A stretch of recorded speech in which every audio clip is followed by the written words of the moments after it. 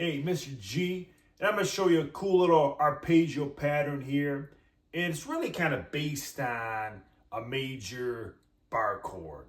So I'm 2.5 step, and in this example, I'm going to be doing a G major arpeggio, which is your first, third, and fifth. First being the G, third being the B, and fifth being the D. And you can take this pattern, again, it's a movable pattern, so you can move it up and down the fretboard, depending on what major you want to play in. A, B, C, D, etc. So I'm going to go over this G major arpeggio. And again, I'm 2.5 step. But this arpeggio is based on this bar chord here. This is a really common bar chord here, a major bar chord. And since I'm playing a G major arpeggio that's based on a G major bar chord, I'm going to place my index finger on the 3rd fret across all 6 strings. And the first note I'll be playing is that G, which is on the 6th string, 3rd fret. And then I'll place my ring finger on the 5th fret of the 5th string to play that D there. I'm going to place my little finger on the 4th string, 5th fret to play that G. I'm going to place my middle finger on the 3rd string of the 4th fret to play that B.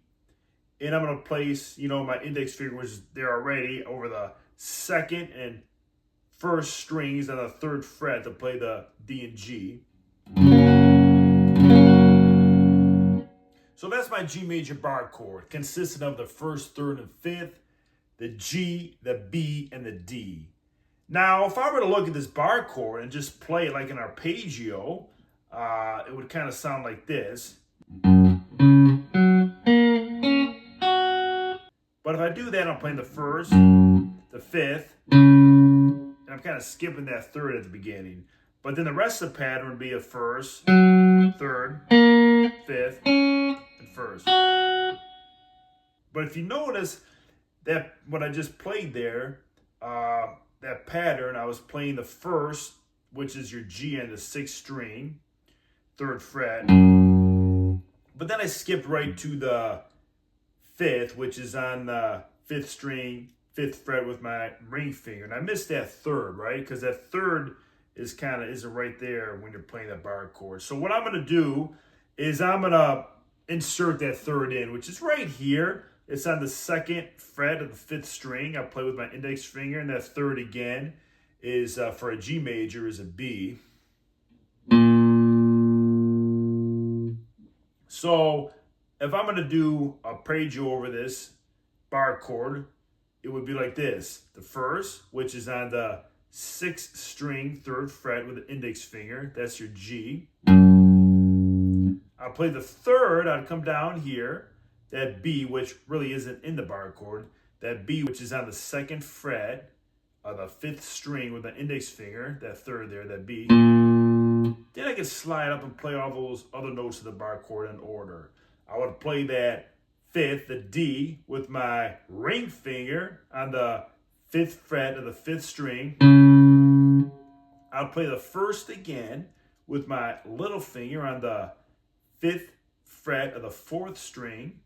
Play that G, that 1st. And then I'd come to the 4th fret of the 3rd string and play that 3rd with my middle finger, that B. Then I'll play that D, which is on the 2nd string of the 3rd fret with my index finger, play that D, which is the 5th. Then I would end it on the G, which is the 1st, on the 3rd fret of the 1st string with my index finger. So instead of doing it like this, I would insert that B note in there, right? So your arpeggio would be like this. I'll play it real slowly.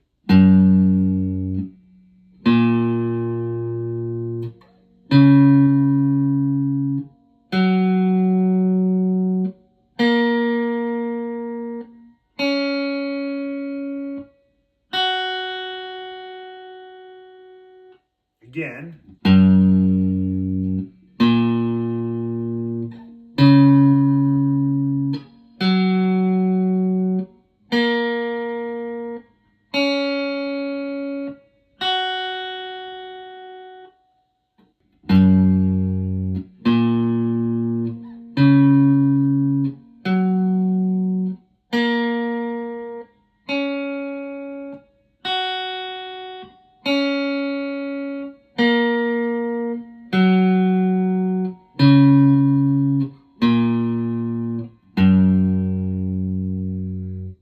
play that in ascending and descending order.